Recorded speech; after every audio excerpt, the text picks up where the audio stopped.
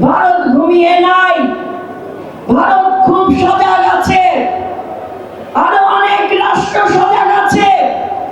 আমার প্রিয় ভাইরা, হাবিবুর নবী খান সোহেল ভাই বলেছে 17 বছরে বিএনপি ত্যাগ তিতিক্ষার কথা। আমি ঢাকা জেলা সাধারণ সম্পাদক হয়ে আমি আপনাদেরকে বলতে চাই, আপনারা হচ্ছেন আমাদের সবচেয়ে বড় শক্তি।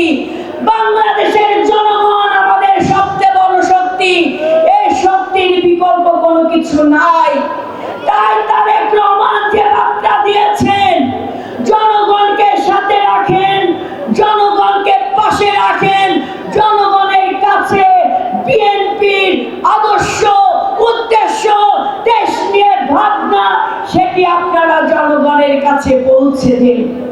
আজকে আমি আপনাদেরকে আহ্বান জানাবো, আপনারা সকলে স্ব এলাকায় যে জনগণের কাছে যে বলবেন আগামী দিনে বিএনপি ক্ষমতায় আসলে যুবকের জন্য কি করবে, নারীর ক্ষমতায়নের জন্য কি করবে, শিক্ষা ব্যবস্থার জন্য কি করবে, তরুণ প্রজন্মের জন্য কি করবে, কৃষক শ্রমিক জনতার জন্য কি পদক্ষেপ গ্রহণ করবে, যা আমার 31 দফায় দেওয়া আছে। ভাইরা, সংগ্রামী ভাইরা, এই গণতন্ত্র পুনরুদ্ধার আন্দোলন করতে যে আমার একমাত্র সন্তান, আমি কখনো তার দিকে ফিরে তাকাই নাই।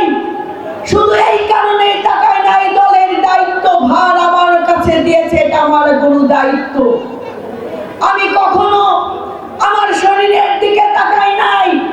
যত পথ হেঁটেছি ঢাকা জেলার গলিতে গলিতে, যত সংগ্রাম করেছি, মিছিল মিটিং করেছি, অগ্রভাগে সবাই আমাদেরকে দেখেছে। কেন হেঁটেছি, কেন চলেছি? কারণ আমরা বিশ্বাস করি যত পথ হাঁটবেন জনগণ তত বেশি আপনার সাথে সম্পৃক্ত হবে। ভাইরা, তত বেশি আমাদের শক্তি মজবুত হবে, যে শক্তি মজবুত করে দিয়েছিলেন শহীদ প্রেসিডেন্ট জিয়াউর রহমান, যে শক্তি আরো মজবুত করেছেন দেশনেত্রী বেগম খালেদা জিয়া, যে শক্তি আরো মজবুত হয়েছে দেশনায়ক জনাব তারেক রহমানের নেতৃত্বে। ভাইরা, ষড়যন্ত্র কিন্তু জাতীয়তাবাদের নেতাকে ধ্বংস করার জন্য।